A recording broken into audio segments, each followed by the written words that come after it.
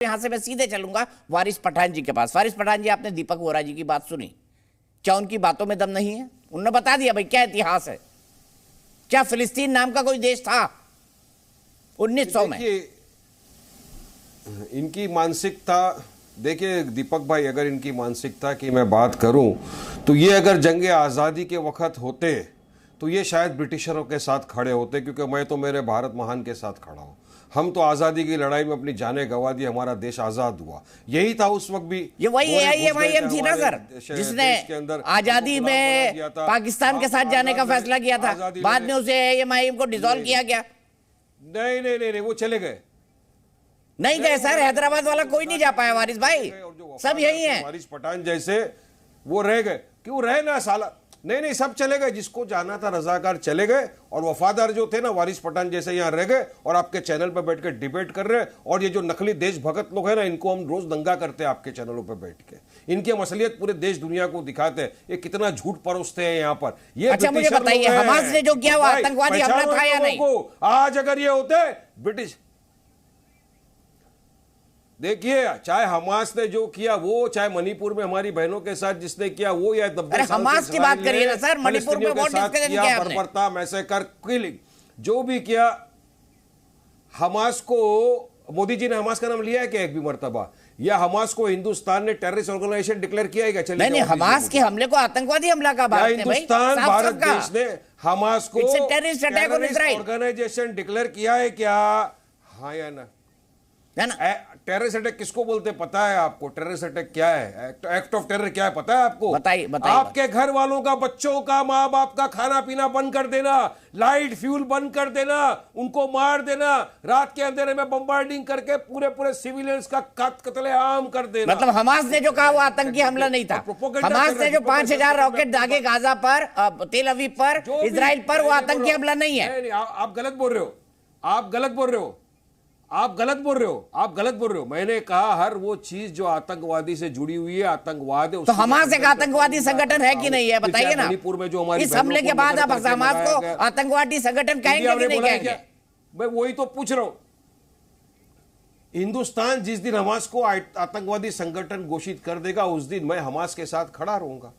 मैं हमास के अरे हिंदुस्तान की संसद ने तो CAA का भी कानून बनाया था वारिस भाई, इसको मान लिया क्या आपने? ऐसे सरकार के पीछे छुप जाएंगे, ऐसी चीजों में राजनीति करेंगे?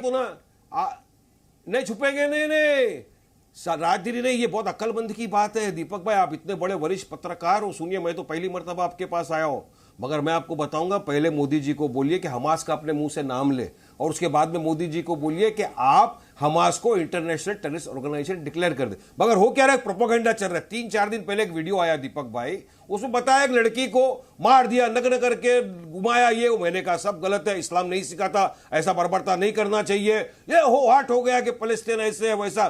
2 दिन बाद उसकी मां टीवी पे आके बोल दी वीडियो पे, मेरी बेटी जिंदा है। कल परसों की बात है, आप ही के जैसे पत्रकार, आपको नहीं बोलता हूं, एक पत्रकार ने बता दिया चैनल के ऊपर कि 40 बच्चों को हमास ने गला काट के मैसेकर कर दिया, मार दिया। यहां तक कि यूएस के प्रेसिडेंट जो बाइडेन तक ने कहा यह गलत है। मगर क्या हुआ कल रात को? इजरायली फोर्स ने आकर टीवी के माध्यम से कहा कि सिर्फ अफवाह है, फेक न्यूज है, सच्चाई कुछ भी नहीं है। अब बताइए इसका आरती टिक्कू जी बताइए, वो महिला अस्पताल में भर्ती है और आप लोग प्रोपेगेंडा कर रहे हैं। आरती जी, वारिस भाई रुक जाइए, आरती जी के पास चलते हैं, फिर मैं प्रेम शुक्ला, कल्पना जी के पास जाऊंगा, अतीक जी के पास जाऊंगा, फिर प्रेम शुक्ला जी के पास जाऊंगा। आरती जी बताइए।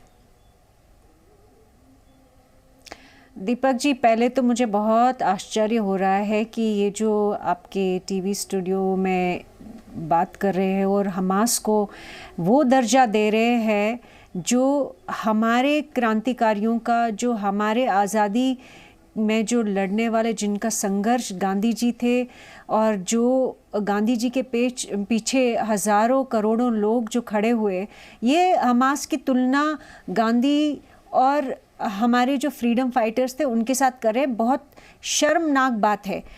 गांधी जी अहिंसा के प्रतीक थे, हमारी आज़ादी की जो लड़ाई थी, पूरी जो स्वराज्य के लिए जो लड़ाई थी, वो अहिंसा पे आधारित थी।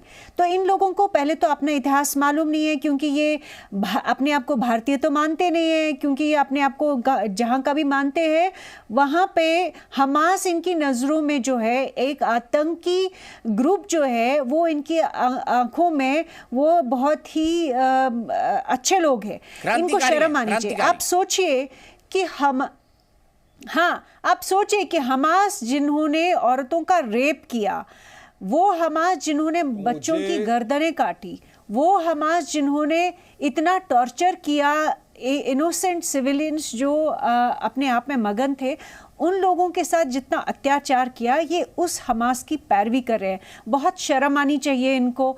दूसरी बात, हमास और पैलेस्टीनियंस में फर्क है। हमास एक आतंकी ग्रुप है। पैलेस्टीनियंस जो है, सारे पैलेस्टीनियंस हमास के साथ खड़े नहीं हैं, और हमास जो है, हमास के आपको पता है जो लीडर बैठे हैं वो कहाँ बैठे, कतर में बैठे हैं, अय्याशियाँ कर रहे हैं, खूब उनके बच्चे जो है मज़े लूट रहे हैं, और वो पूरे मुसलमान समुदाय जो दुनिया का है उनको कह रहे हैं जिहाद कीजिए, मरने जाइए, मारने जाइए इजराइलियों को।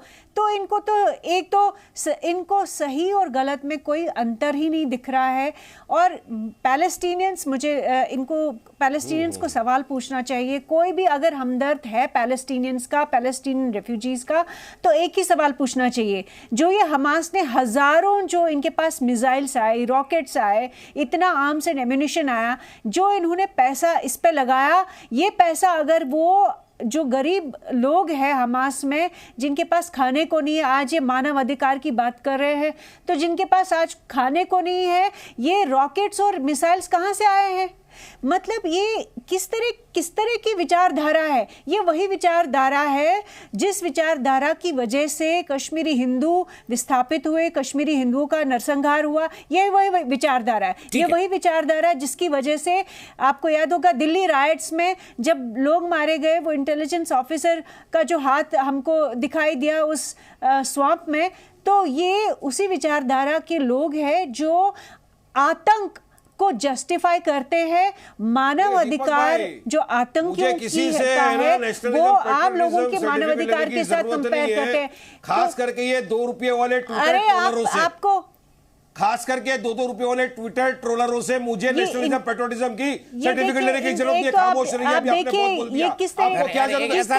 आजादी की लड़ाई में आपकी वरिष्ठ पत्रकार है, मेरे दादा का करियर है, बाप दादा ने आजादी की जंग के अंदर नहीं है बात करने की। आप पहले वापस स्कूल जाइए, क्या सुनते रहेंगे क्या बैठ के? आपको तमीज है? आप एक हिंदुस्तानी मुसलमान को गाली बक रहे हैं यहाँ पे बैठकर, जहाँ आपको तमीज सिखाई जाती है। गाली बक रहे हैं बैठकर। किसने आपको देश का, आपको अपने देश का इतिहास तमीज सिखाएंगे आपको बैठकर, तमीज सिखाएंगे आपको, एक्सपोज करेंगे पूरे देश के सामने, पूरे देश के साथ। आपको क्या मालूम है? क्या मालूम है आपको? व्हाट्सएप यूनिवर्सिटी से पढ़ के आते हो, कुछ भी बोलते हो। वहाँ पे मर रहे हैं लोगों को, वहाँ पे मारे जा रहे हैं लोगों को, पानी बंद कर दिया, खाना बंद कर दिया, पीना बंद कर दिया। आप यहाँ पे भाषणबाजी कर रहे हो। आपको तो शर्म आनी चाहिए। आप सिर्फ आतंकियों, आप खड़े हो आतंकी के साथ, इस्राएल आतंकी, आप उसी के साथ खड़े रहोगे, आप ब्रिटिशरों के साथ ही खड़े रहोगे। मैं मेरे भारत देश के साथ खड़ा हूँ, मैं हिंदुस्तान के साथ खड़ा हूँ। इन आतंकियों की वजह से कुछ भी बेघर हुए, जो इस देश में इन आतंकियों की वजह से जो मारे गए, आज भी मारे जा रहे हैं, यही आतंकी जो जिनकी वजह से पैलेस्टीनियंस बेचारे भी मारे जा रहे हैं, जिनकी वजह से इजरायली मारे जा रहे हैं। हमास को बैन कर देना चाहिए पैलेस्टीनियंस को। अब आपको विचारे दिखे? हाँ, आपको मार दिया, कत्लेआम कर दिया, 1200 लोगों को मार दिया, आपको गलत में तो फर्क ही नहीं मालूम है। हॉस्पिटलों के अंदर बच्चे बिना मेडिसिन के मरते जा रहे हैं, आपको गलत नहीं दिखाऊं? आपको कोई समझ नहीं है। ठीक है, मैं आगे निकलता हूँ। वारिस भाई आपने अपनी बात कह ली, आरती टिक्कू जी ने अपनी बात कह ली। जी न्यूज़।